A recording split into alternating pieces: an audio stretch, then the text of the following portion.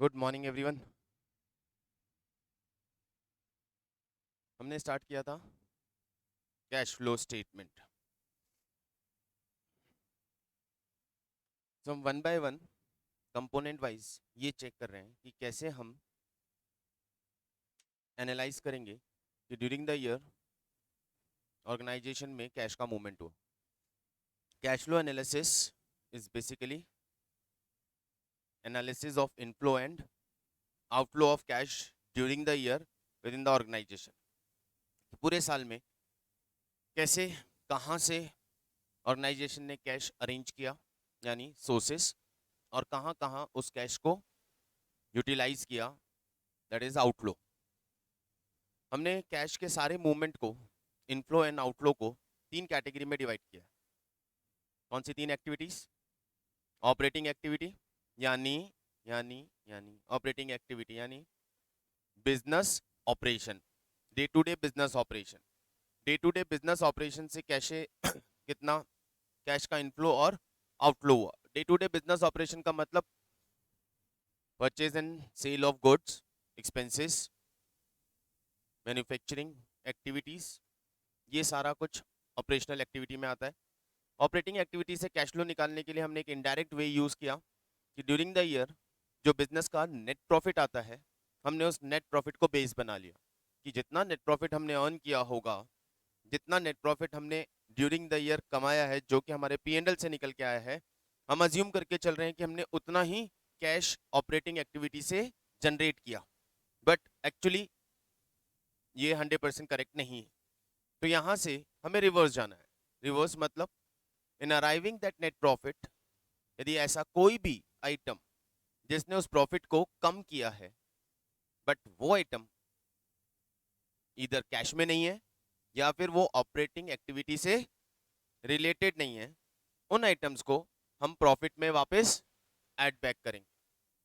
ऐसा कोई भी आइटम जिसने प्रॉफिट को इंक्रीज किया है, बट वो आइटम इधर कैश में नहीं है या ऑपरेटिंग से रिलेटेड नहीं है, उन्हें हम प्रॉफिट में से माइनस करें। तो वहां से हम पहुंचेंगे बिजनेस ऑपरेटिंग प्रॉफिट पे। तो उसका पूरा डिस्कशन, पूरा डिटेल डिस्कशन हमने लिया। देन सेकंड एक्टिविटी हमारी इन्वेस्टिंग एक्टिविटी। बैलेंस शीट के कौन से पार्ट को कवर करती है? Non current asset. Perfect. Balance sheet के नॉन करंट असेट वाले पार्ट में जाके हम ये चेक करें कि उसमें कहाँ कैश आया और कहाँ कहाँ कैश गया। तो वहां से हमें पूरा मिल जाएगा इन्वेस्टिंग एक्टिविटी। थर्ड एक्टिविटी हमारी फाइनेंसिंग एक्टिविटी। फाइनेंसिंग एक्टिविटी का मतलब करेक्ट बैलेंस शीट की नॉन करंट लाइबिलिटी वाला पार्ट।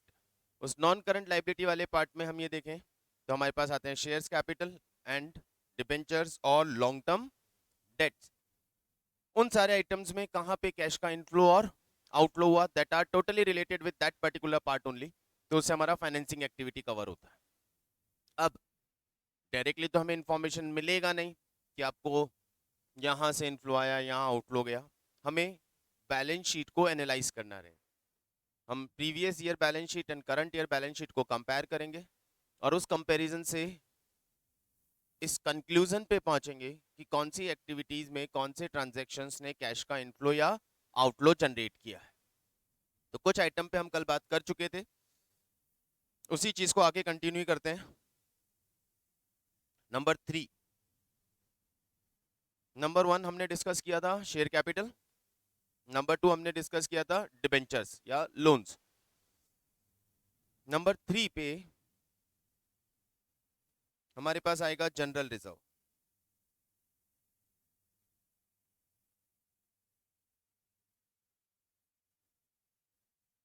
एक सेकेंड गाइस।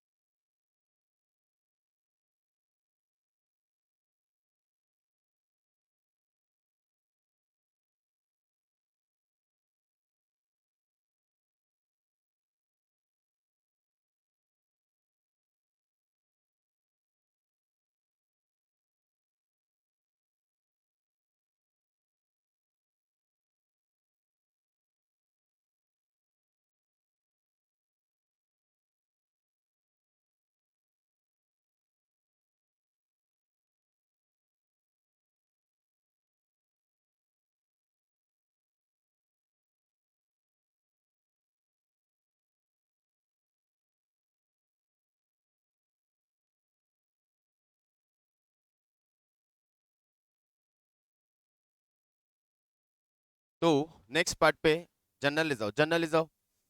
जनरल रिजर्व में दो ही पॉसिबिलिटी, या तो रिजर्व कम हुआ है या रिजर्व का बैलेंस प्रीवियस ईयर से करंट ईयर में इंक्रीज हुआ है।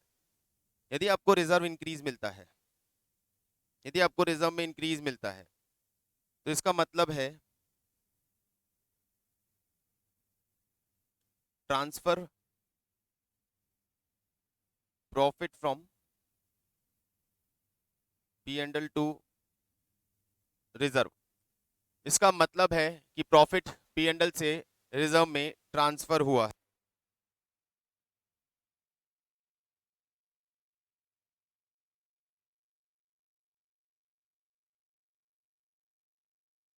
Transfer profit from P and L, और पी एंड एल से यदि प्रॉफिट ट्रांसफर हुआ है तो इसे हम ऑपरेटिंग एक्टिविटी में वापस ऐड कर देंगे।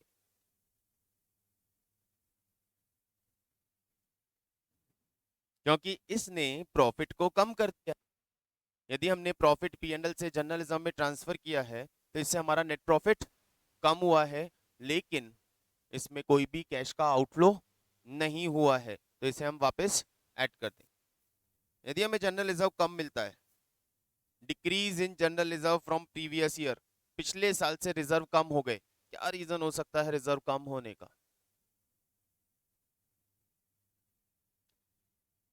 क्या रिजर्व कम होने का क्या रीजन हो सकता है?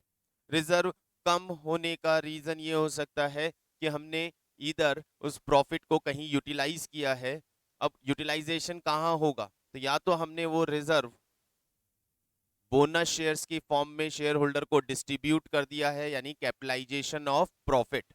तो अदर साइड आपको शेयर कैपिटल में इंक्रीज मिलेगा, और शेयर कैपिटल के इंक्रीज में आपको इंफॉर्मेशन मिलेगा कि some shares are issued as bonus shares. यदि बोनस शेयर्स इशू हुए हैं तो बोनस शेयर्स में क्या कॉन्सेप्ट रहता है? बोनस शेयर में कॉन्सेप्ट क्या होता है? बोनस शेयर में शेयर कैपिटल इंक्रीज होती है, और उस शेयर कैपिटल इंक्रीज यानी free of cost shares issue किए जाते हैं। और शेयर इशू कहां से किए जाते हैं? प्रॉफिट में से इशू किए जाते हैं। तो वन हैंड प्रॉफिट रिड्यूस होता है और शेयर कैपिटल इंक्रीज होती है। यहां पे आ जाएगा इशू ऑफ बोनस शेयर्स। पर ये हम अज्यूम नहीं कर सकते कि ऐसा हुआ है, इसकी हमें इंफॉर्मेशन मिलनी चाहिए। तो यहां हम लिख देते हैं एज पर इंफॉर्मेशन।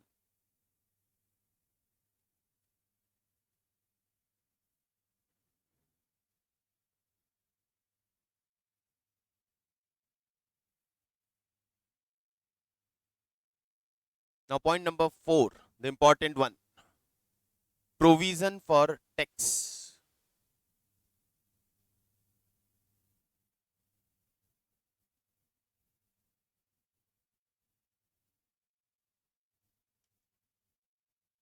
अब प्रोविजन फॉर टैक्स में बहुत सारी चीजें, इसको समझेंगे।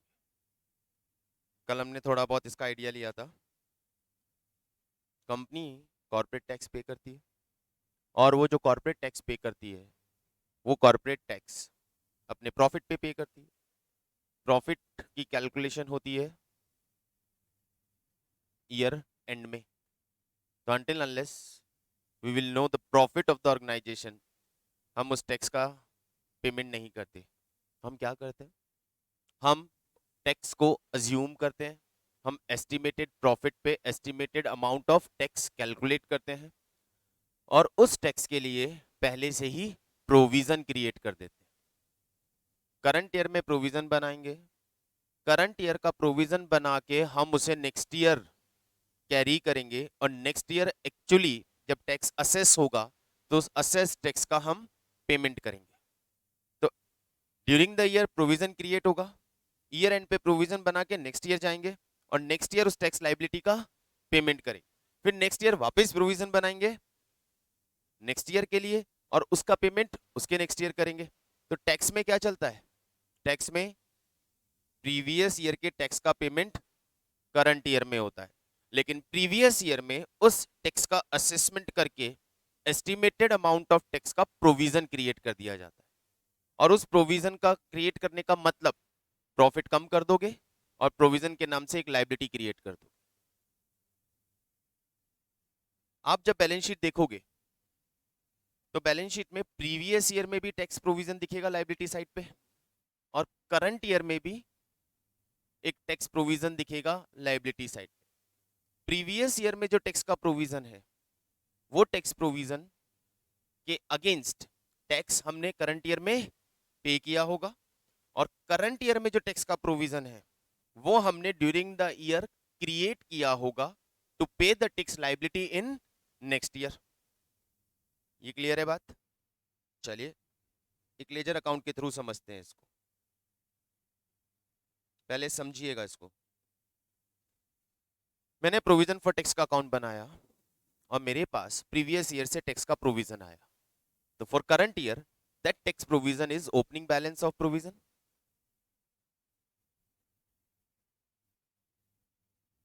बाय बैलेंस ब्रॉट डाउन, ये आपको मिला प्रीवियस ईयर की बैलेंस शीट से।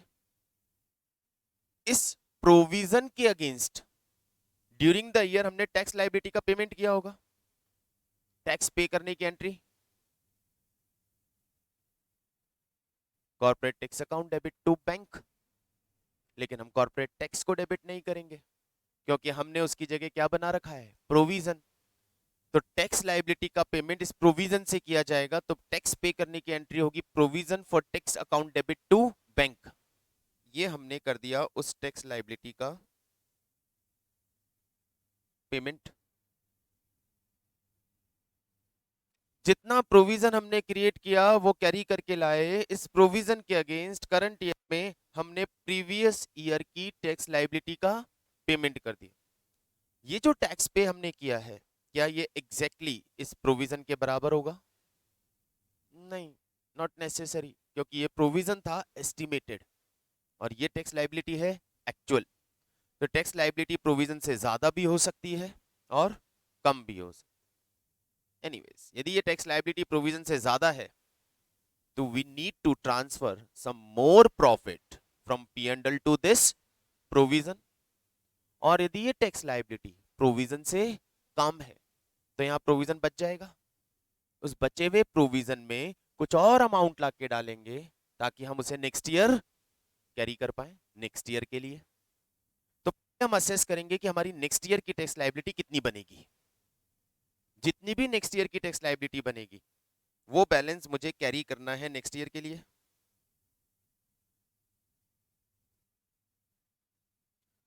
ये करंट ईयर का टैक्स प्रोविजन हो गया, प्रीवियस ईयर का प्रोविजन अगेंस्ट टैक्स लायबिलिटी का पेमेंट, करंट ईयर का प्रोविजन। अमाउंट से समझते हैं। मान लीजिए 20,000 रुपीज का प्रोविजन क्रिएट किया, नेक्स्ट ईयर के लिए I need provision of 25,000। Against that previous year provision हमने 18,000 का टैक्स पे किया। अब थोड़ा सा लॉजिकली अकाउंट बना के डिफरेंस बैलेंसिंग फिगर ये निकाल देना, वो सब चीजें तो समझ में आ जाती हैं, लेकिन थोड़ा लॉजिक समझें। लास्ट ईयर से प्रोविजन कितना बनाया, उसमें से टैक्स कितना पे किया, कितना प्रोविजन बच गया, 2,000 का प्रोविजन बचा हुआ है आपके पास। अगले साल के लिए कितना प्रोविजन बनाना है, 2,000 का प्रोविजन ऑलरेडी बचा हुआ है। नेक्स्ट ईयर के लिए 25 का प्रोविजन बनाना है, तो कितना अमाउंट प्रॉफिट से यहां ट्रांसफर करना पड़ेगा, 23,000 rupees. We need a provision of 25,000 for next year. We have 2,000 in this provision, surplus remaining from previous year. तो हमें 23,000 रुपए और P&L से लाके इसमें P&L से प्रॉफिट लाके इस प्रोविजन में ट्रांसफर कर देंगे।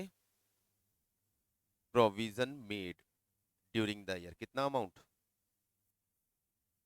Logically okay. चेंज करते हैं स्टेट्स। सपोज टैक्स लायबिलिटी का पेमेंट हो गया 23,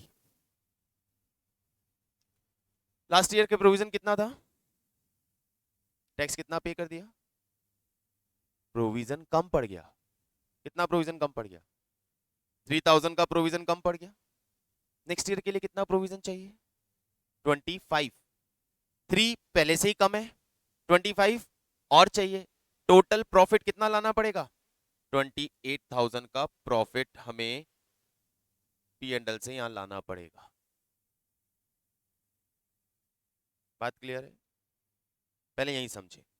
अब हमारे पास ये सारी informations as it is available नहीं होगी।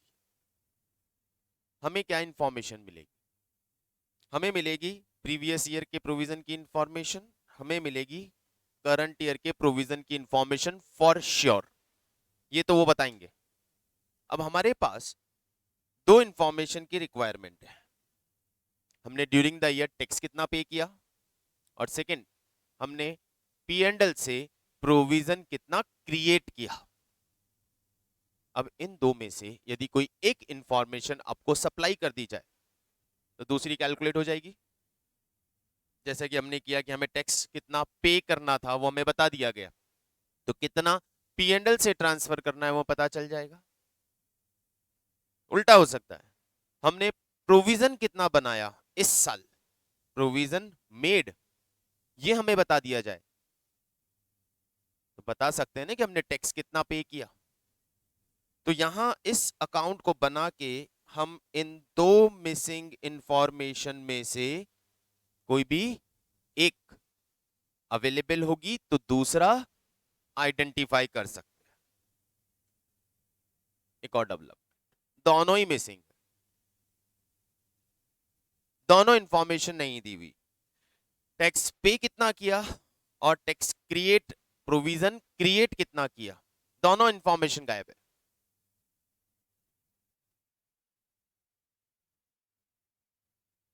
तो आप डिफरेंस से एक चीज कैसे निकाल सकते हो?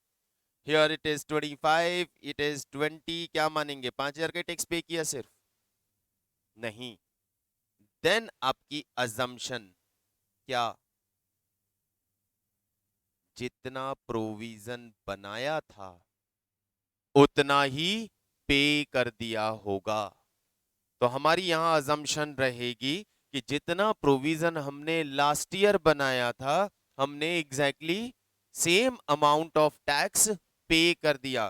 तो जितना प्रोविजन इस साल के लिए क्रिएट किया है उतना ही अमाउंट हम पी एंड एल से लेके आए होंगे। Are you getting it? क्या अजम्पशन रहा? पहली चीज, you will be provided with the two balances of provision, the opening one and the closing one. Opening you will get from previous year balance sheet and closing you will get from current year balance sheet. First thing. Second, now we are in need of two different informations, two other informations ki how much tax we paid during the year and how much provision we created during the year. आपको इन दो में से कोई एक information दे दी जाए तो दूसरी information हम कैलकुलेट कर सकते। लेकिन यदि ये दोनों इंफॉर्मेशंस मिसिंग है तो हमारा अजम्पशन क्या रहेगा? Tax paid is equal to previous year provision and provision made is equal to current year provision. Are we good? एक और डेवलपमेंट, लेकिन कॉर्पोरेट्स में नॉर्मली ऐसा होता नहीं।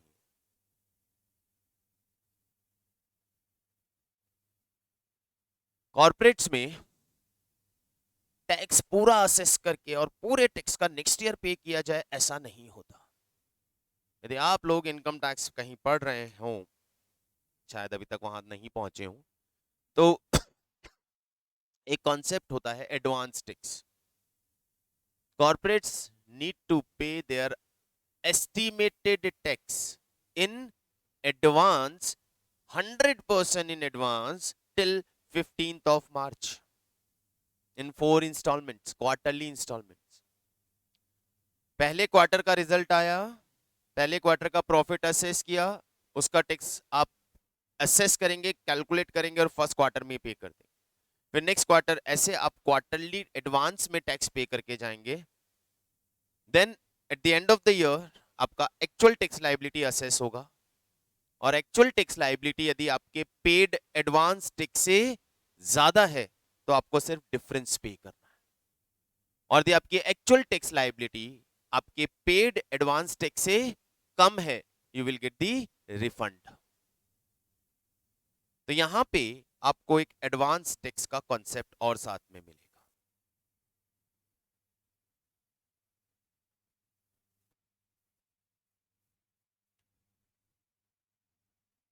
अब एडवांस में जो टैक्स पे कर रहे हो वो क्या है हमारे लिए?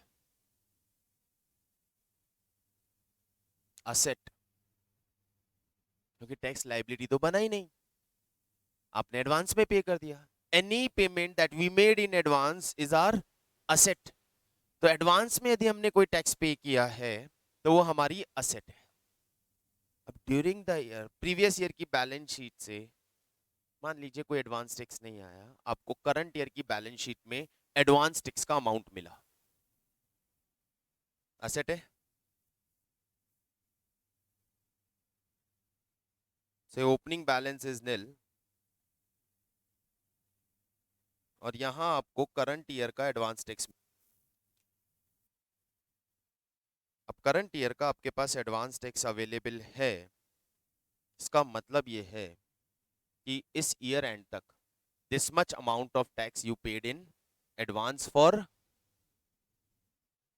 Next year. ये नेक्स्ट ईयर का एडवांस होगा ना। करंट ईयर का एडवांस आपने कब पे कर दिया होगा? प्रीवियस ईयर में। तो यहां आपको प्रीवियस ईयर में जो एडवांस टैक्स मिला वो एडवांस टैक्स कौन सा है? Tax paid in previous year in advance for current year.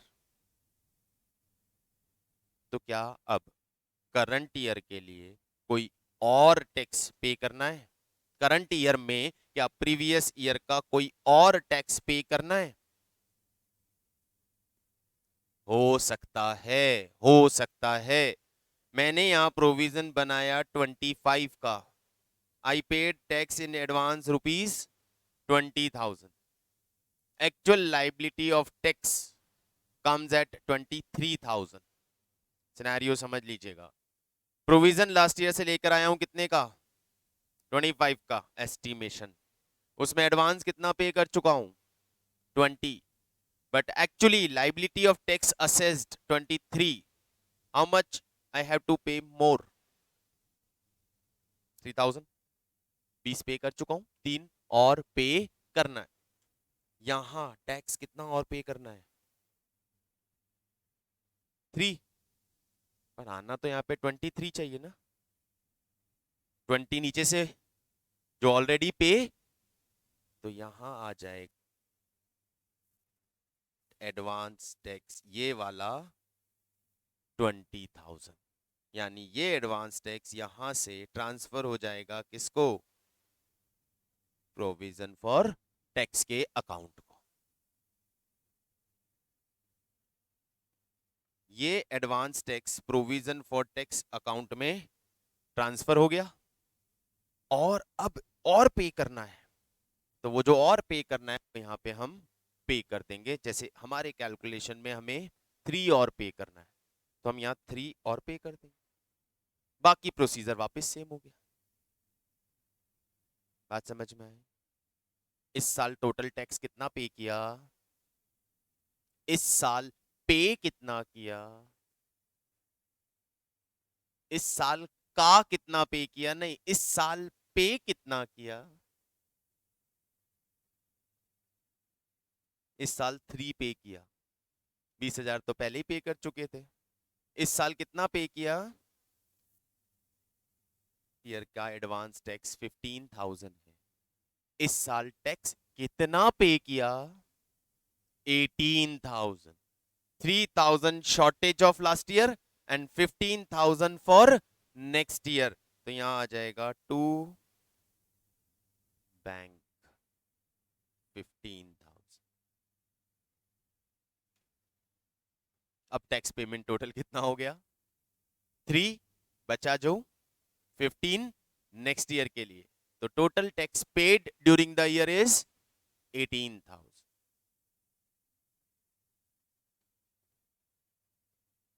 Logic समझ में आ गया? अब इस अकाउंट को बनाएंगे और सारी इंफॉर्मेशन को एक साथ समझ के नोट करेंगे और इसके मैं आपको नोट्स भी लिखवाता हूँ। सबसे पहले आपके पास यहाँ पे दो अकाउंट, दो तरह की इंफॉर्मेशंस आ सकती हैं। फर्स्ट विदाउट एडवांस टैक्स और दूसरा विद एडवांस टैक्स। तो पहले बात करें विदाउट एडवांस टैक्स। तो provision for tax without advance tax account बना लेंगे, प्रोविजन फॉर टैक्स का अकाउंट बना लें।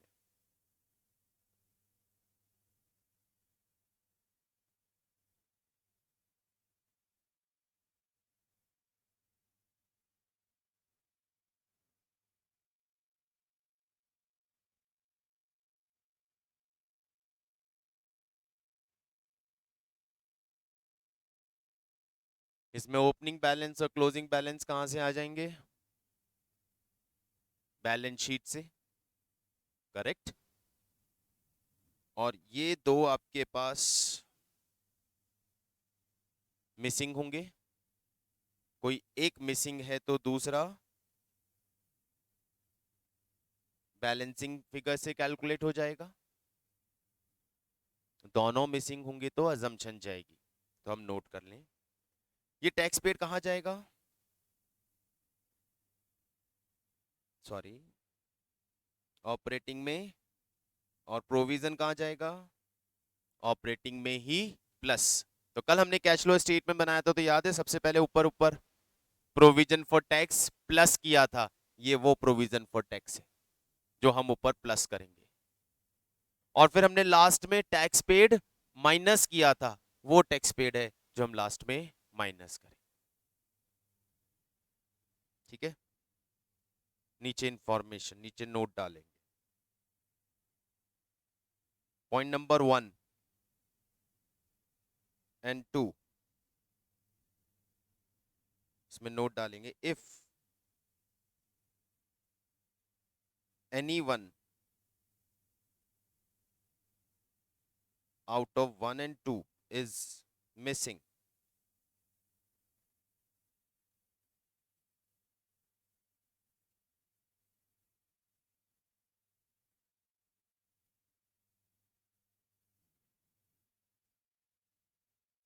if any one out of 1 and 2 is missing, then it will be balancing figure. यदि ऊपर 1 और 2 में से कोई भी एक चीज गायब है तो वो हमारे बैलेंसिंग फिगर से आ जाएगी।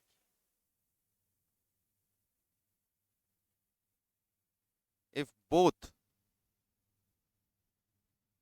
1 and 2 are missing,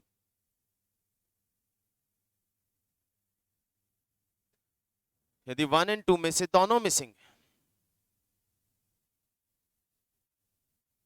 then 1 is equal to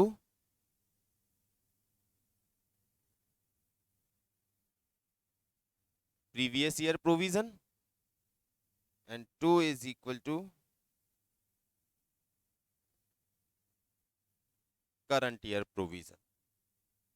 1 और 2 दोनों मिसिंग है, तो 1 यानी tax paid will be equal to previous year provision. जितना लास्ट ईयर का प्रोविजन था उतना टैक्स पेड है, और जितना करंट ईयर का प्रोविजन है उतना करंट ईयर का बैलेंस है, करंट ईयर का प्रोविजन फॉर टैक्स का बैलेंस है, उतना provision made during the year. उस केस में फिर हमें ये लेजर अकाउंट बनाने की नीड नहीं है।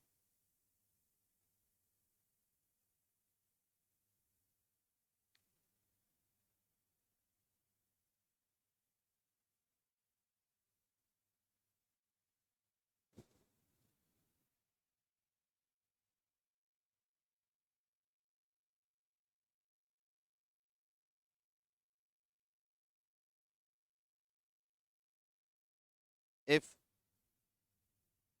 advance tax is given,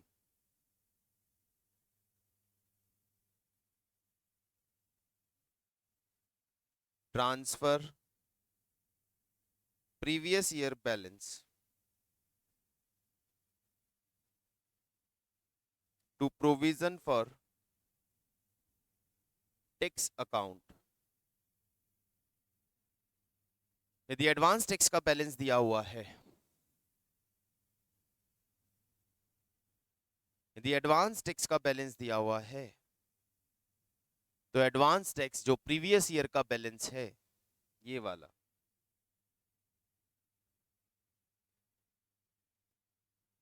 इसे यहां ट्रांसफर कर दिया जाएगा।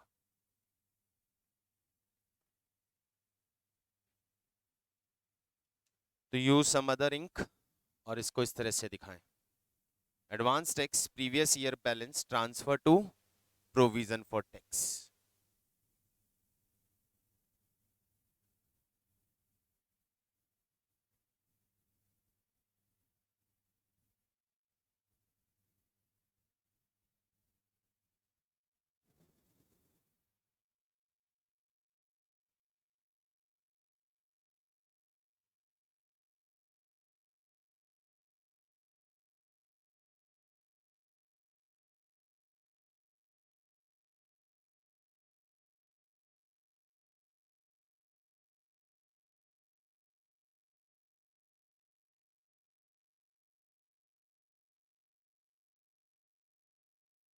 तो इस तरह से एक पूरा प्रोविजन फॉर टैक्स का हमारा इंफॉर्मेशन डील होगा।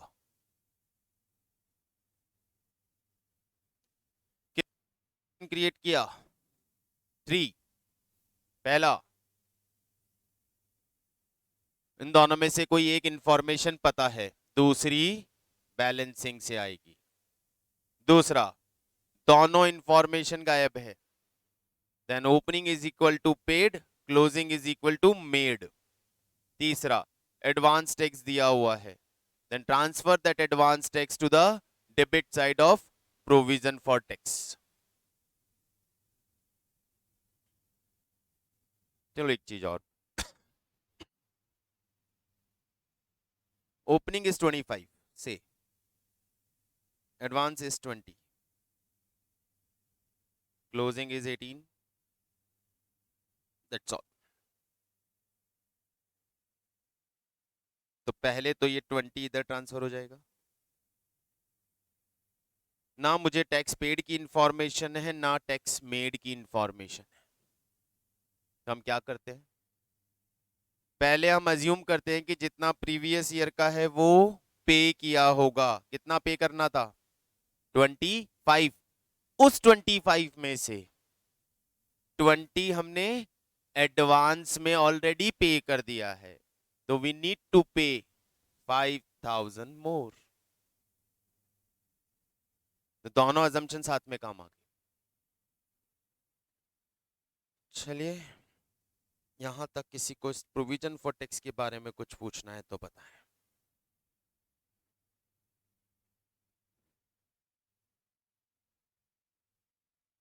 कौन सा बेटा, ये वाला, ये नेक्स्ट ईयर के लिए एडवांस हमने पे किया।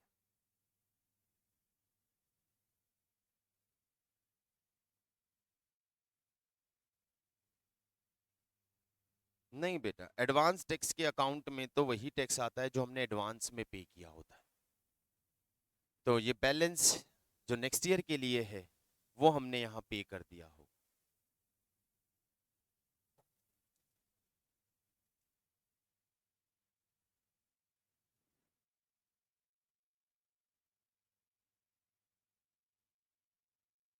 नेक्स्ट पॉइंट नंबर 5,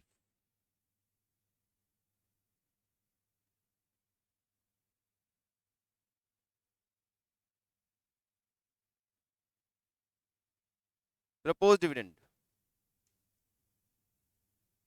और डिविडेंड ऑन शेयर्स।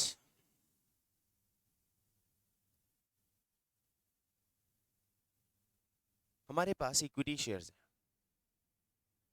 हम इक्विटी शेयर्स पे डिविडेंड देते हैं, तो कंपनी डिसाइड करती है। क्या प्रोसीजर है शेयर पे डिविडेंड का,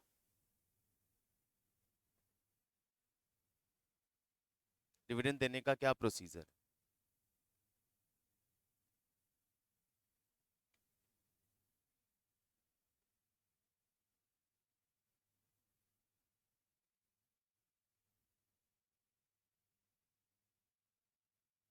बोर्ड ऑफ डायरेक्टर्स क्या करते हैं,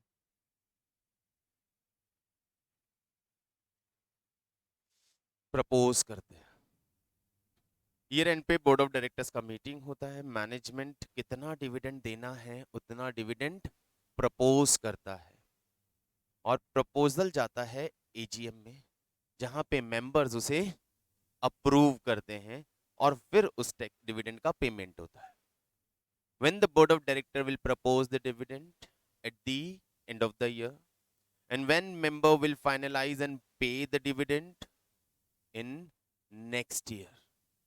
ईयर एंड होने के बाद, ऑडिट कंप्लीट होने के बाद, ऑडिटर्स रिपोर्ट आने के बाद एजीएम होगी, फिर एजीएम में डिविडेंड मेंबर्स अप्रूव करेंगे और फिर उसका पेमेंट होगा. What about current year? तो स्टेट क्या स्टेट्स बन रहा है, क्या सिचुएशन बन रहा है करंट ईयर में? जो डिविडेंड पे हो रहा है वो कौन से साल का है? प्रीवियस ईयर का. What about the dividend of current year? Payment will be in next year. क्या वो प्रपोज डिविडेंड, करंट ईयर का प्रपोज डिविडेंड, क्या वो करंट ईयर के प्रॉफिट से डिडक्ट होता है?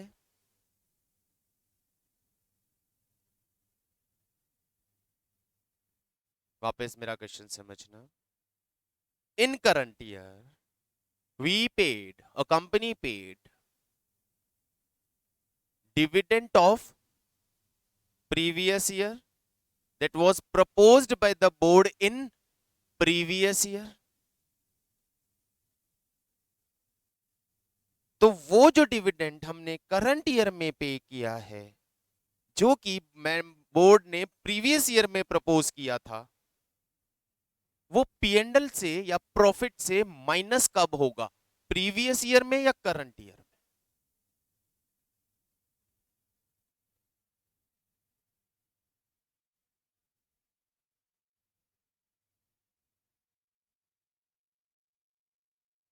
पहले ऐसा ही होता था. जब प्रपोज करते थे तभी उसे प्रॉफिट से डिडक्ट करके उसका प्रोविजन बना देते और फिर करंट ईयर में उसका पेमेंट होता था, just like provision for tax. But after amendment, अब जब बोर्ड डिविडेंड प्रपोज करती है तो it is just a proposal, no accounting effect will be given. Year end आया, बोर्ड ने डिविडेंड प्रपोज किया, वो प्रपोजल उस फाइनेंशियल स्टेटमेंट के नीचे स्पेसिफाई कर दिया जाएगा कि this much dividend is proposed by the board, but उसका कोई भी अकाउंटिंग ट्रीटमेंट नहीं किया जाएगा. तो प्रीवियस ईयर का डिविडेंड प्रीवियस ईयर में प्रपोज हुआ, उसका पेमेंट करंट ईयर में यानी नेक्स्ट ईयर में यानी करंट ईयर में हुआ. करंट ईयर में जब उसका पेमेंट होगा, at that point of time उसकी अकाउंटिंग की जाएगी और उसे प्रॉफिट में एप्रोप्रिएशन में दिखाया जाएगा. What about the proposed dividend of current year? वो नेक्स्ट ईयर पे होगा और नेक्स्ट ईयर के फाइनेंशियल स्टेटमेंट में दिखाया जाएगा. इस साल तो सिर्फ वो नोट की फॉर्म में मेंशन होगा. That means in current year dividend में क्या क्या हुआ अकाउंटिंग ट्रीटमेंट के पॉइंट ऑफ व्यू से? प्रीवियस ईयर का जो प्रपोज डिविडेंड था उसको प्रॉफिट में से भी इसी साल माइनस किया है और एक्चुअली पेमेंट भी इसी साल हुआ है. और जो डिविडेंड करंट ईयर में प्रपोज किया गया कब के लिए? उसका इस साल कोई भी अकाउंटिंग ट्रीटमेंट नहीं हुआ है. Am I clear? Propose dividend is given to you. आपको दोनों प्रपोज डिविडेंड बता दिए जाएंगे. 2 साल का बैलेंस शीट है ना. This is the amount of previous year proposed in previous year and this is the amount of dividend proposed in current year. हम उन दोनों proposed dividend में से किस डिविडेंड को यूज करेंगे? सिर्फ और सिर्फ प्रीवियस. proposed भी उसे ही मानेंगे, पेड भी उसे ही मानेंगे. तो proposed डिविडेंड में of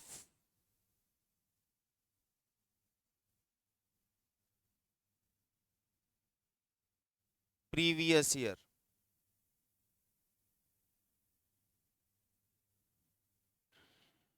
of previous year, operating में ऊपर प्लस होगा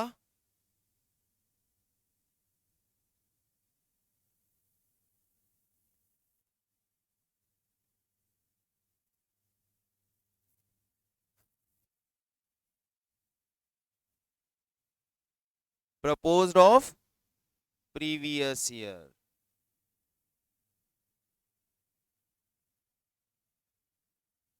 फाइनेंसिंग से माइनस होगा.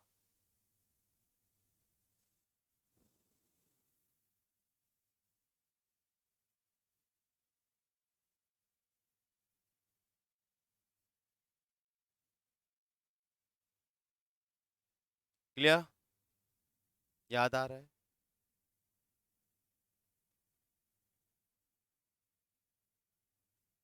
बस way is different.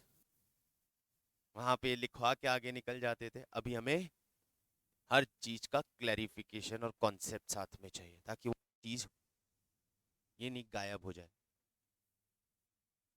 What about interim dividend?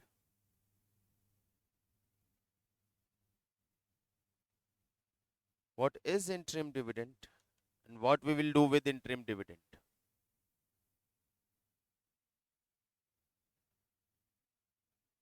जो दो एजीएम के बीच में डिविडेंड पे किया जाता है वो इंटरिम डिविडेंड होता है. परफेक्ट.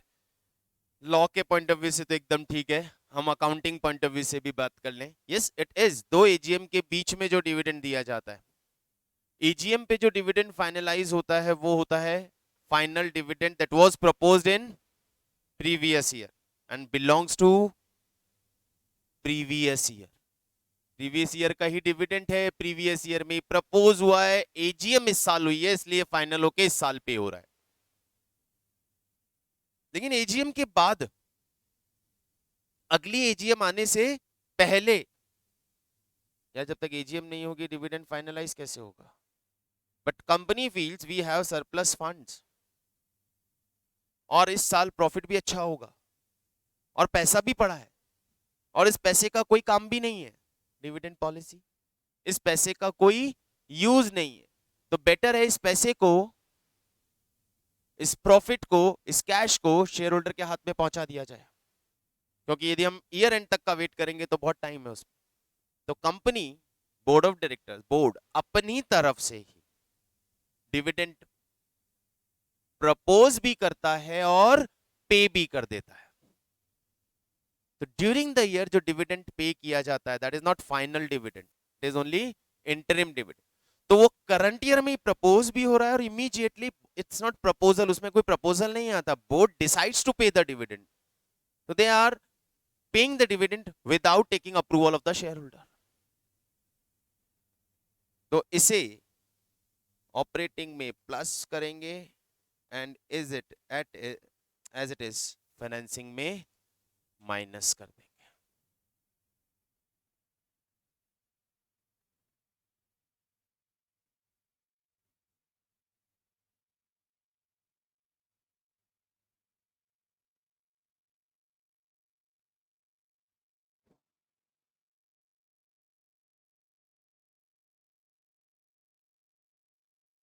क्लियर? डिविडेंड के साथ एक चीज हमेशा याद रखना, डिविडेंड ईयर हमारा इक्विटी कैपिटल था 50 lakh, current year equity capital is 80 lakh. Company ने लास्ट ईयर 10% डिविडेंड प्रपोज किया, करंट ईयर में 12% डिविडेंड प्रपोज किया. मुझे डिविडेंड का ट्रीटमेंट देना है, मेरा डिविडेंड का ट्रीटमेंट यानी प्रपोज डिविडेंड कितना होगा? यहाँ एक फैक्ट हमें पता है कि कंपनी ने 30 लाख रुपए की एडिशनल इक्विटी रेज की है during the year. Last year का डिविडेंड किस पे दिया जाएगा? प्रीवियस ईयर का डिविडेंड कौन से अमाउंट ऑफ कैपिटल पे दिया जाएगा? It will be always on previous year. इसमें कोई फर्क नहीं पड़ता कि ड्यूरिंग द ईयर कैपिटल में क्या चेंज आया, डिविडेंड हमेशा 50 प्रीवियस ईयर पे. इंटरिम डिविडेंड किस पे दिया जाए? 80 लाख. इंटरिम डिविडेंड किसको दिया जा रहा है? करंट ईयर शेयर होल्डर्स को. और करंट ईयर शेयर होल्डर्स कितने के हैं? 80. तो वो 80 पे हो. तो यहां पे एक नोट डाल दें,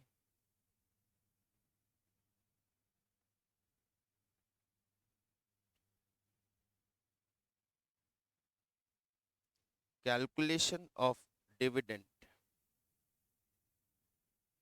will be on opening balance of capital. Dividend की कैलकुलेशन हमेशा ओपनिंग बैलेंस ऑफ कैपिटल पे ही होगी.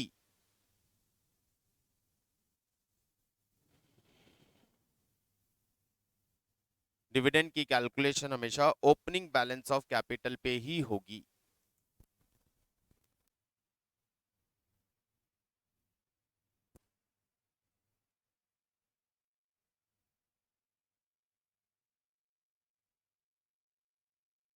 Dividend clear?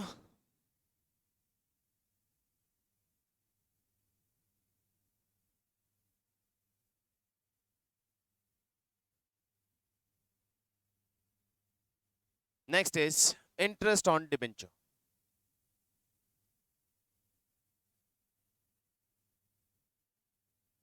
Debenture interest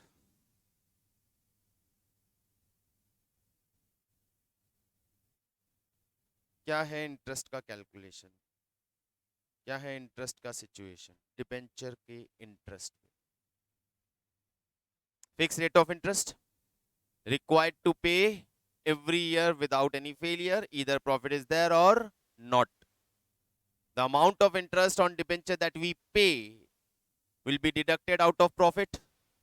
Profit में से माइनस होता है, but belongs to financing activity. तो प्रॉफिट से माइनस नहीं होना चाहिए, इसलिए प्रॉफिट में वापस ऐड होगा और माइनस किधर जाके होगा? फाइनेंसिंग में जाके होगा. बट कैलकुलेशन, इंटरेस्ट की कैलकुलेशन कौन से डिबेंचर के आउटस्टैंडिंग अमाउंट पे होगी? The amount of debt outstanding at the start of the year, the amount of debt outstanding at the end of the year. तो पहली क्लियरिटी लेते हैं. करंट ईयर में डिविडेंड कौन, सॉरी, करंट ईयर में interest कौन सा पे किया जाएगा? प्रीवियस ईयर का या करंट ईयर का? करंट ईयर का. यहां वो प्रपोजल वाला केस नहीं है. तो करंट ईयर में करंट ईयर का ही इंटरेस्ट पे किया जाएगा. अब करंट ईयर में सिचुएशन देता हूं. At the start of the year हमारे डेट थे 30 lakh. During the year 20 lakh के डेट्स और रेज किए और at the end of the year debt हो गए टोटल हमारे 50 lakh. Rate of interest is 8%. कितना इंटरेस्ट देना है?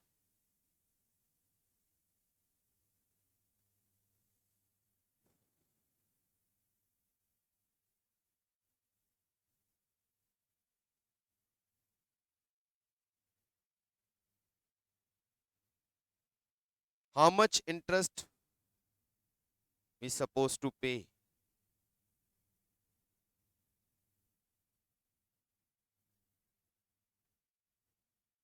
अनडाउटेडली 30 लाख पे पूरा 8% जाएगा पूरे साल का. प्रॉब्लम ये है कि ये 20 लाख आए कब?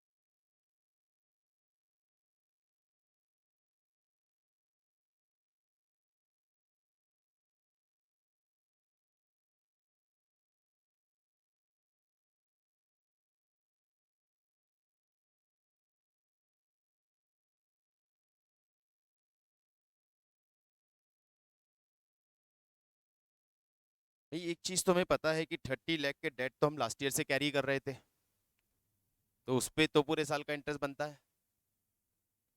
हमने 20 लाख के डेट्स और रेस किए, उस पे भी इंटरेस्ट देना बनता है, सब्जेक्ट टू कि हमें ये पता हो कि ये 20 लाख के डेट्स हमने कब रेस किए। यदि हमने ये 1 अप्रैल को रेस किए होते तो इस पे पूरे साल का, यदि ये हमने 31 मार्च को रेस किए हैं,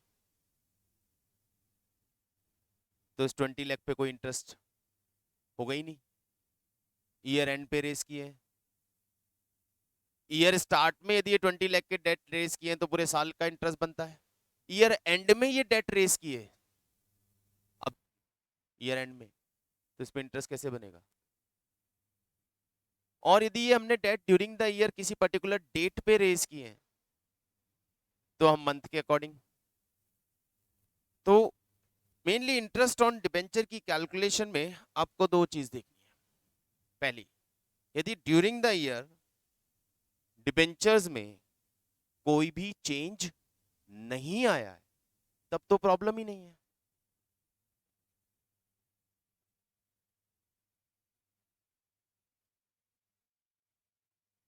If debts remain unchanged,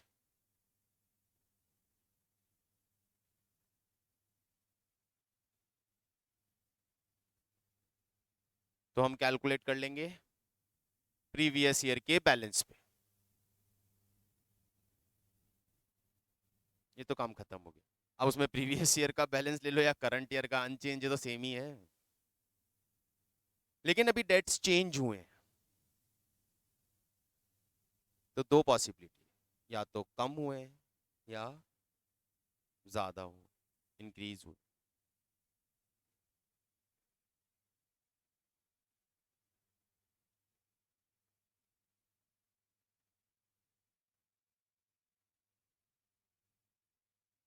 If that change during the year debts में चेंज आया है,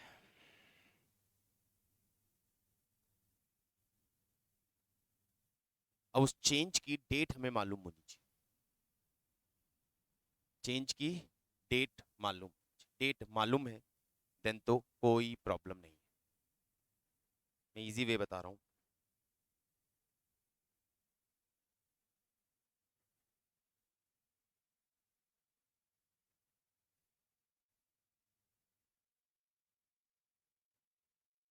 date of change is given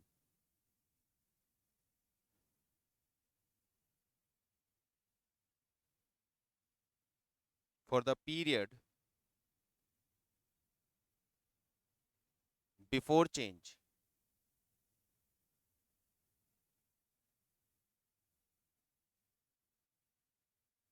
for the period before change on previous year balance,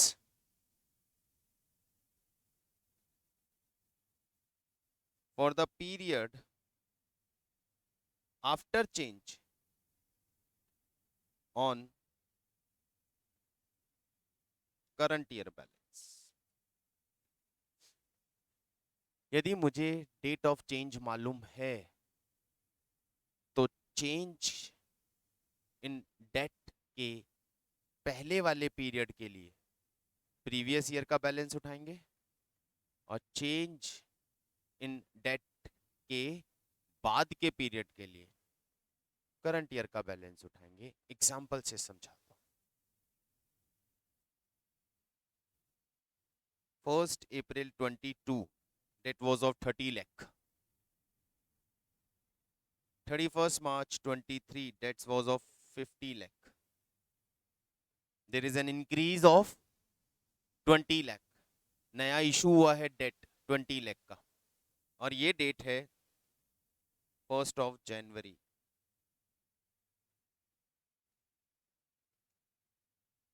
1 January को हमने 20 लाख के नए डेट्स रेज किए। तो इस पीरियड के लिए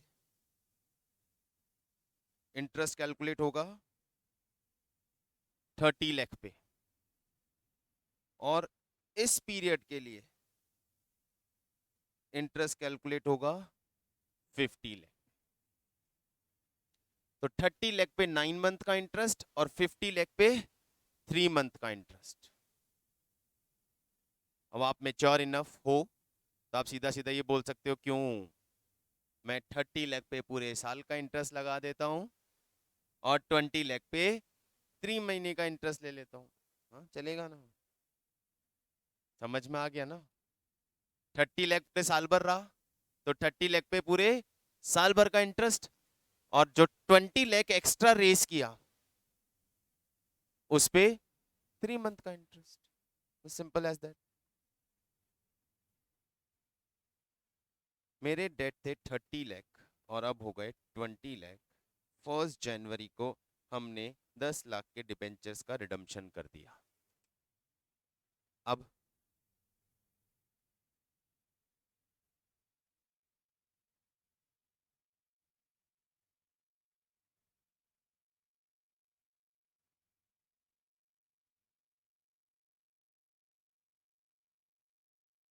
9 मंथ का 30 लाख पे,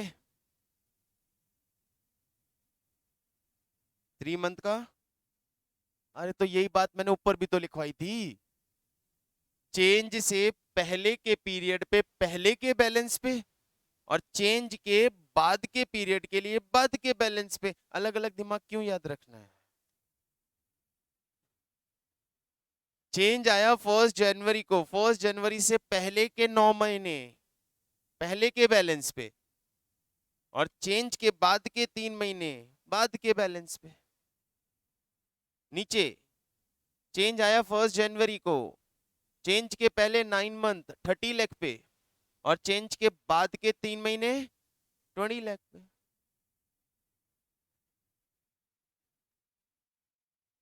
clear?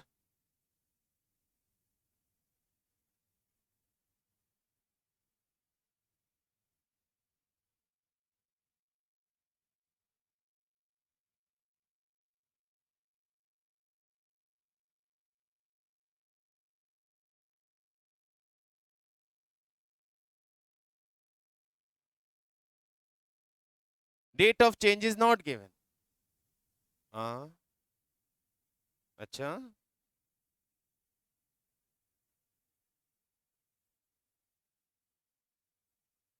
If date of change is not given कि when the change in debenture take place, बढ़े हैं तो कब बढ़े हैं और कम हुए तो कब हुए हैं, तो हमारी अजम्पशन रहेगी कि ईयर एंड में चेंज आया है। तो in that case on previous year balance, पूरे साल भर का प्रीवियस ईयर पे लगा दो इंटरेस्ट।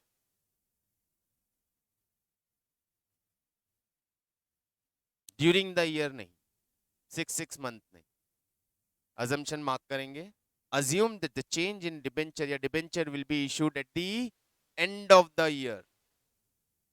assumption डालो, सॉल्व कर दो।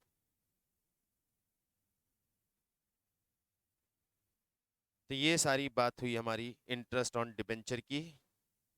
देखिए अब बताइए।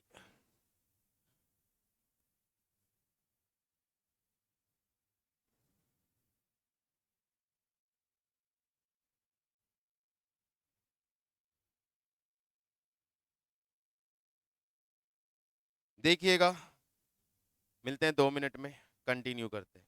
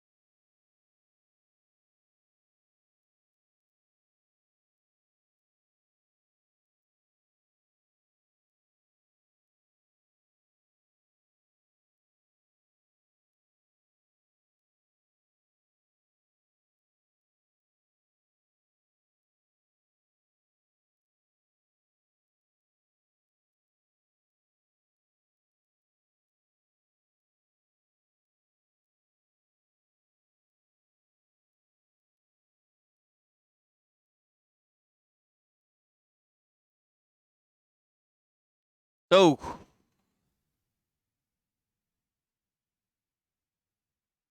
Point number 7,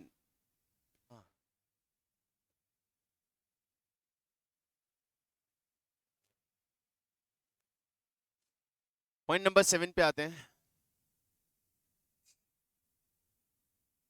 the next important one,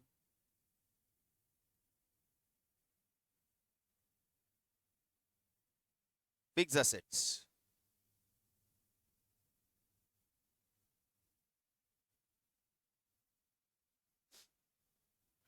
एक और इंपॉर्टेंट एडजस्टमेंट है हमारे पास फिक्स असेट का। फिक्स्ड असेट,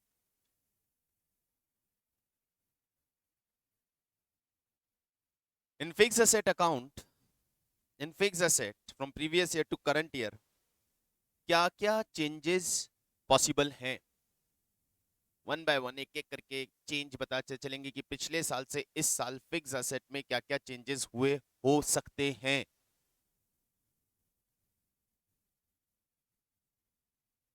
इंक्रीज हो रही है फिक्स असेट, इसका मतलब परचेज, चलो वैसे ही लेते हैं फिर। फिक्स असेट्स इंक्रीज, क्या रीजन है इंक्रीज होने के? Purchase, purchase in cash, purchase by issuing shares,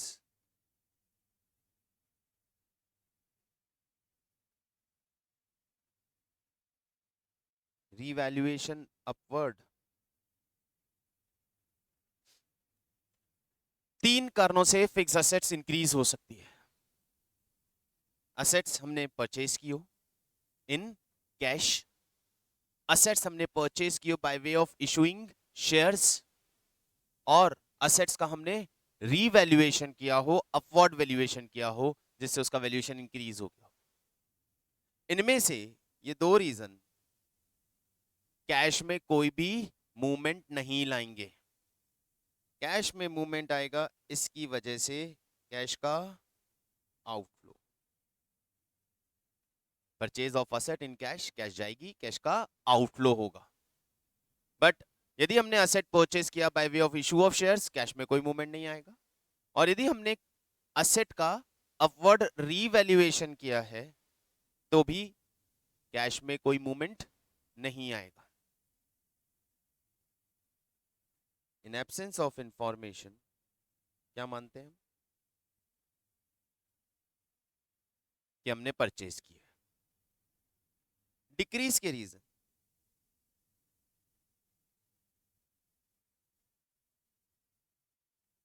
पहला मेन रीजन डेप्रीसिएशन, दूसरा रीजन सेल, और तीसरा रीजन डाउनवर्ड।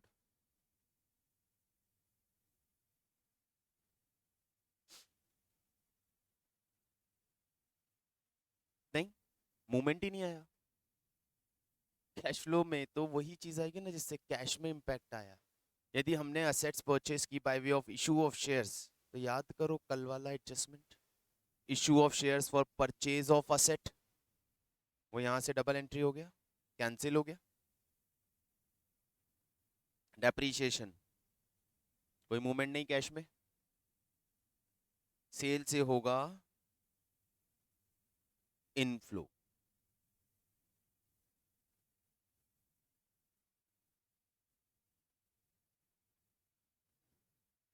तो इतने सारे रीजंस यदि इंक्रीज और डिक्रीज के एक साथ हो जाएं तो हमें उनकी इंफॉर्मेशन के लिए बेटर है एक लेजर अकाउंट बना लेना चाहिए।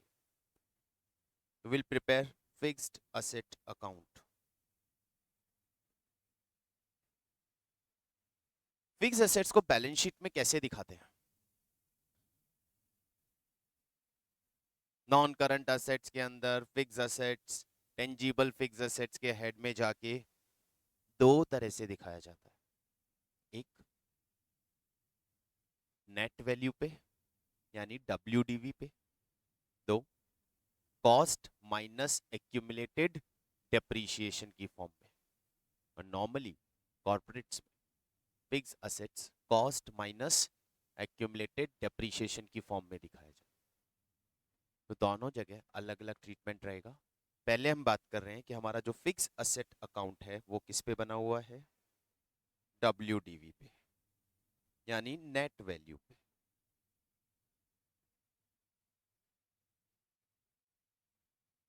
असेट का ओपनिंग बैलेंस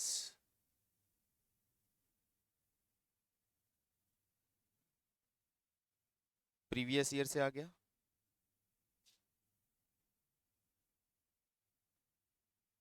असेट का क्लोजिंग बैलेंस करंट ईयर की बैलेंस शीट से आ जाएगा। ड्यूरिंग द ईयर के changes depreciation, sale, any loss,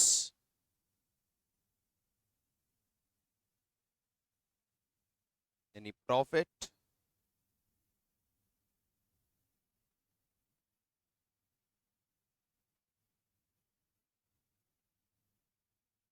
purchase इधर इन कैश और issue of shares.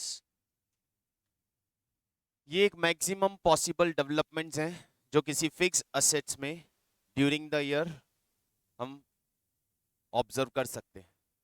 Maximum possible developments during the year in fix asset, the opening balance of fixed asset, the closing balance of fixed assets, purchase against cash, purchased against shares, sale पे होने वाला profit या loss और depreciation.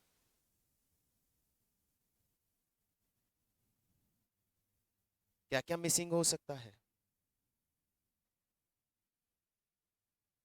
ये दो missing values हो सकती हैं यहाँ पे, कि करंट ईयर में कितना डिप्रीशिएशन लगा वो मिसिंग है, और या फिर परचेज कितना हुआ वो मिसिंग है। क्रेडिट में बैलेंस आ रहा है तो डिप्रीशिएशन है, डेबिट में बैलेंस आ रहा है परचेज है। बाकी सारी इंफॉर्मेशन फॉर श्योर आपको क्वेश्चन देना पड़ेगा, क्वेश्चन देगा कितने में बिका, कितने का था, क्या लॉस या प्रॉफिट हुआ, वो उनको बताना पड़ेगा। That we can't assume, but difference तो डेप्रीशिएशन होना चाहिए एसेट है तो। यदि क्रेडिट साइड पे डेप्रीशिएशन मिसिंग है तो वो डेप्रीशिएशन का बैलेंसिंग फिगर, यदि डेबिट साइड पे कुछ चीज मिसिंग है तो वो परचेज ऑफ फिक्स असेट। ये दो ही मिसिंग वैल्यूज हो सकती। यहां से कौन सा पॉइंट कहां ट्रांसफर होगा? डेप्रीशिएशन ऑपरेटिंग में प्लस होगा, cell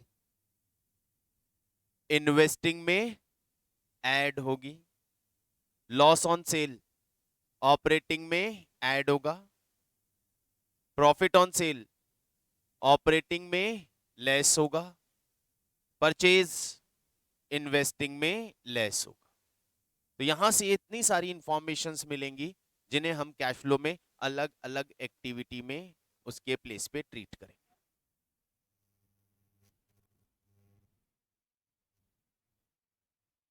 operating, investing plus, operating plus, operating minus, investing minus.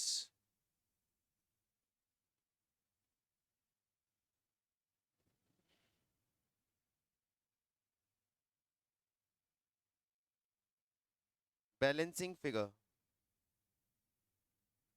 Eight credit side क्या निकलेगा? Depreciation of current year.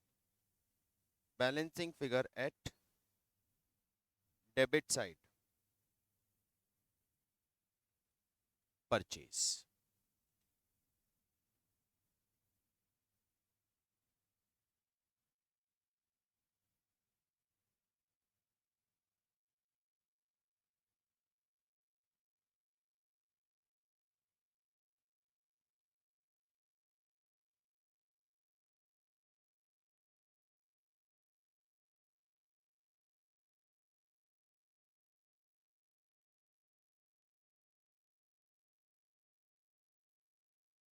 नहीं, it's not necessary.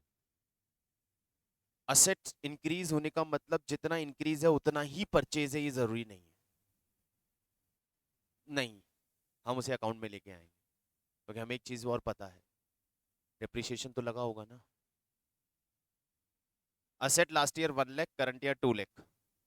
assets last year 1 lakh, current year 2 lakh. You can't assume purchase of 1 lakh, because the asset that was at 1 lakh in last year reduced, will definitely reduced by depreciation. अब 30,000 का depreciation लगा तो last year का asset कितने का बचा? 70,000 का। तो your purchase will be of 1,30,000। तो asset में कभी कोई शॉर्टकट नहीं, ऐसा हो ही नहीं सकता। यदि नॉन करंट असेट है, फिक्स असेट है, तो डेप्रीशिएशन तो फॉर श्योर लगा ही होगा, पॉसिबल ही नहीं है। नहीं है तो ढूंढो, कहीं तो कुछ होगा, क्योंकि डेप्रीशिएशन तो हुआ होगा। फर्नीचर है, कौन सी कंपनी डेप्रीशिएशन नहीं लगाएगी भाई? असेट तो डेप्रीशिएट की ही होगी, इसलिए फिक्स असेट में कहीं कोई शॉर्टकट नहीं रहेगा, आपको आपका लेजर अकाउंट बना लेना है और वहां से जो भी आउटकम आए उसके अकॉर्डिंग ट्रीट करना है।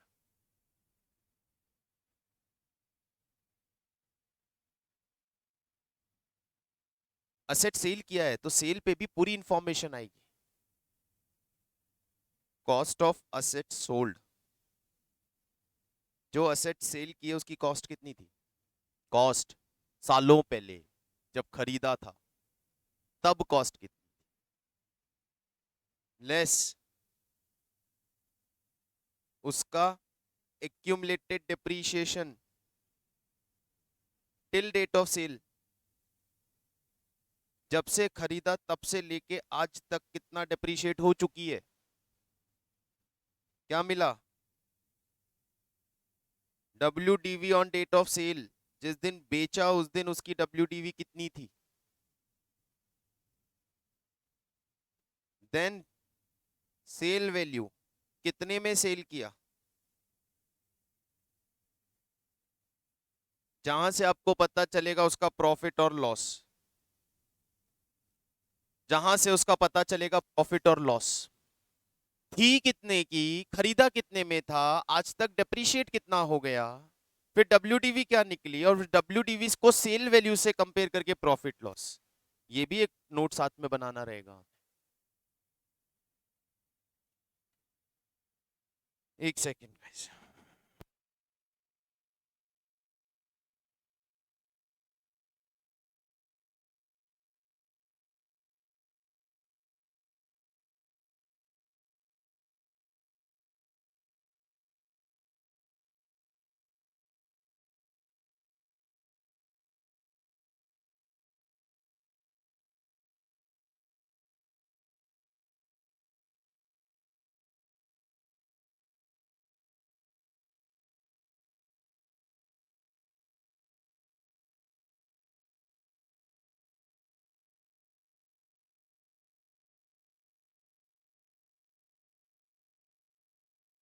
मान लीजिए असेट की कॉस्ट थी 30,000, एक्यूमुलेटेड डेप्रीशिएशन हमें बताया हुआ है 13,000, तो WDV कितनी आ गई? 17,000। अब हमें इन्फॉर्म किया है कि that asset was sold in 18,000, मतलब 1,000 का प्रॉफिट। असेट सोल्ड किया है 15,000 में, तो 2,000 का लॉस। WDV से सेल वैल्यू कंपेयर करना है, WDV से सेल वैल्यू कंपेयर करना है, तब आपको पता चलेगा लॉस या प्रॉफिट हुआ है और कितना। ठीक है,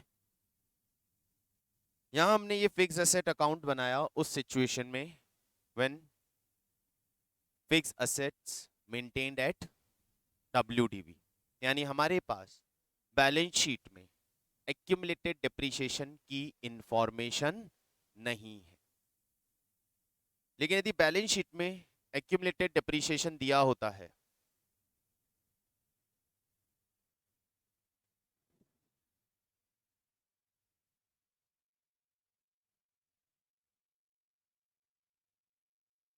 तो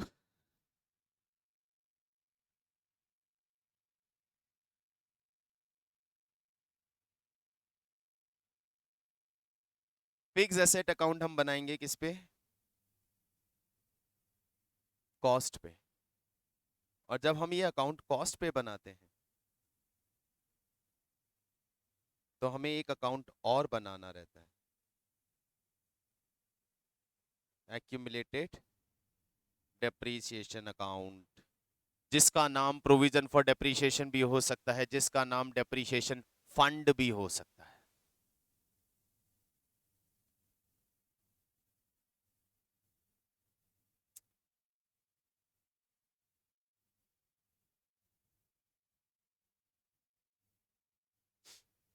फिक्स एसेट असेट है, असेट के बैलेंस डेबिट होते हैं टू साइड,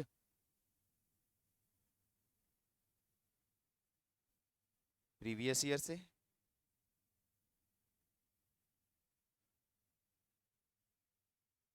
करंट ईयर से, और एक्यूमुलेटेड डेप्रीशिएशन प्रोविजन है तो उसका बैलेंस हमेशा क्रेडिट होगा बाय बैलेंस प्रीवियस ईयर से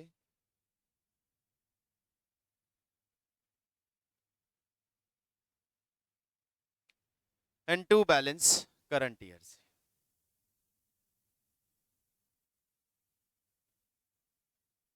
ठीक, क्या चेंजेस आएंगे? अब फिक्स असेट के अकाउंट में करंट ईयर डिप्रीशिएशन नहीं लगेगा, क्योंकि जब हम एक्यूमुलेटेड डिप्रीशिएशन का अकाउंट बना रहे हैं, यानी हम provision for depreciation method follow कर रहे हैं, तो हम हर साल डिप्रीशिएशन, प्रोविजन फॉर डिप्रीशिएशन में एक्यूमुलेट करते हैं, असेट पे डिप्रीशिएशन डायरेक्टली चार्ज नहीं करते। तो आपका असेट कॉस्ट पे मेंटेन होता रहता है और उसका सारा डिप्रीशिएशन कहां एक्यूमुलेट हो रहा है? इस एक्यूमुलेटेड डिप्रीशिएशन के अकाउंट में। तो जो भी करंट ईयर डिप्रीशिएशन होगा वो यहां आएगा by depreciation of current year. Asset में परचेज वो तो सेम ही है, शेयर कैपिटल के थ्रू परचेज। अब याद होगा डिप्रीशिएशन में प्रोविजन फॉर डिप्रीशिएशन मेथड थोड़ा बहुत, कि जब भी हम असेट सेल करते हैं तब एक साथ उस असेट का आज तक का डिप्रीशिएशन जो कि हमने इस एक्यूमुलेटेड डिप्रीशिएशन के अकाउंट में होल्ड किया हुआ है, एक्यूमुलेट किया हुआ है, एक साथ at the time of sale यहां से निकाल के उसे असेट पे ट्रांसफर कर देते हैं, असेट पे चार्ज कर देते हैं।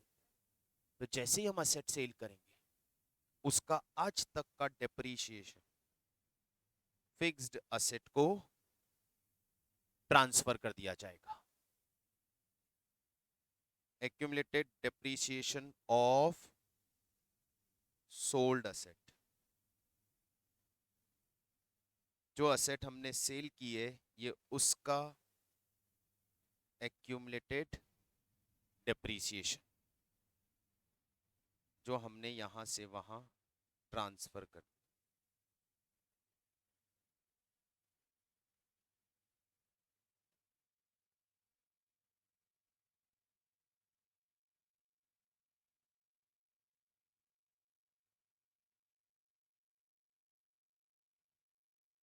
ये एक्यूमुलेटेड डेप्रीशिएशन हमने वहां ऊपर ट्रांसफर कर दिया।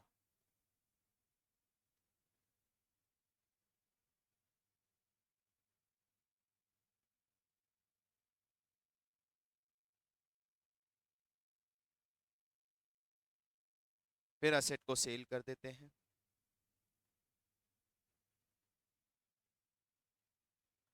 सेल पे होने वाला लॉस और सेल पे होने वाला प्रॉफिट नो चेंज, बाकी सब सेम।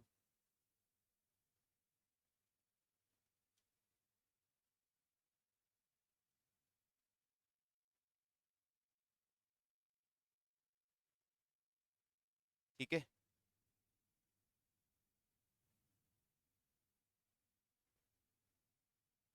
ऐसी सिचुएशन में बहुत सारी चीजें बैलेंसिंग फिगर्स से ढूंढ के निकलेंगे। यहाँ क्या मिसिंग हो सकता है? करंट ईयर डेप्रिसिएशन मिसिंग हो सकता है, या ये मिसिंग हो सकता है। अब इस नोट से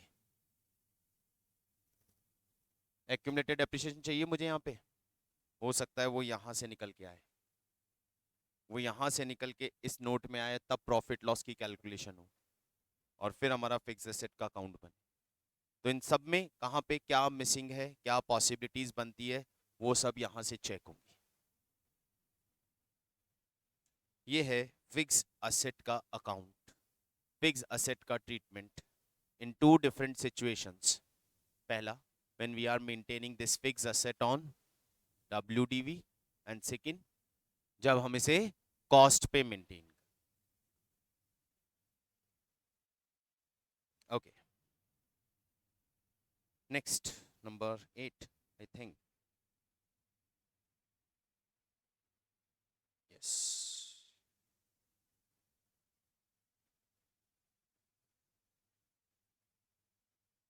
गुडविल,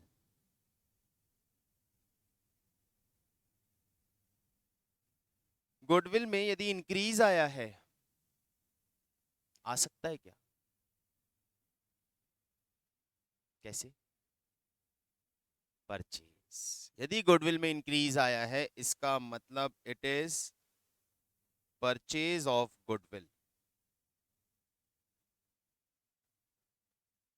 अब डिपेंड करता है कि ये जो हमने गुडविल खरीदा है, ये सिर्फ गुडविल तो नहीं खरीदा होगा, हमने फॉर श्योर पूरा बिजनेस अक्वायर किया होगा जिसमें एक पार्ट गुडविल आया होगा। और यदि उस बिजनेस एक्विजिशन का पेमेंट हम कैश में कर रहे हैं, then this purchase of goodwill is outflow of cash in investing activity. लेकिन यदि हमने ये परचेज ऑफ गुडविल शेयर्स की फॉर्म में किया है, तो उसमें कोई भी अकाउंटिंग ट्रांजैक्शन कैश फ्लो को अफेक्ट नहीं करेगा। Good purchase of goodwill in cash, then cash outflow investing activity, in shares no change.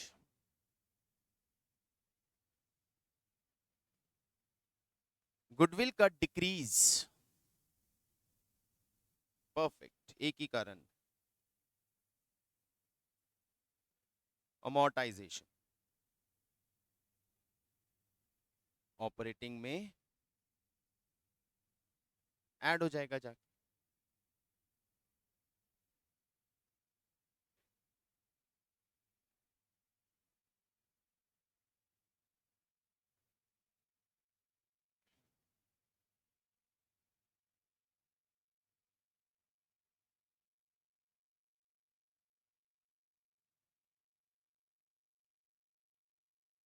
Liability side पे हम मेन बात कर चुके हैं। Share capital, debenture, provision for tax,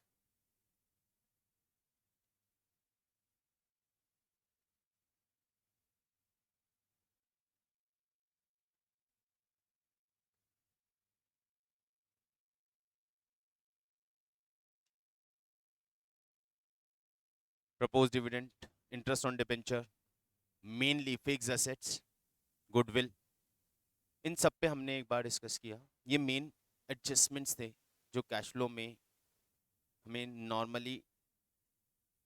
normally her question में देखने को मिलेंगे। तो पहले अब यहाँ तक इसको रिवाइज करके रखें।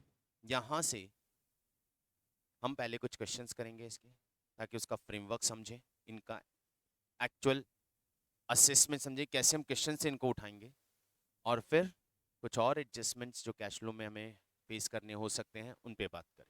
ठीक है, तो यहाँ तक रेडी रहिएगा विद रिवीजन। मिलते हैं, बाय।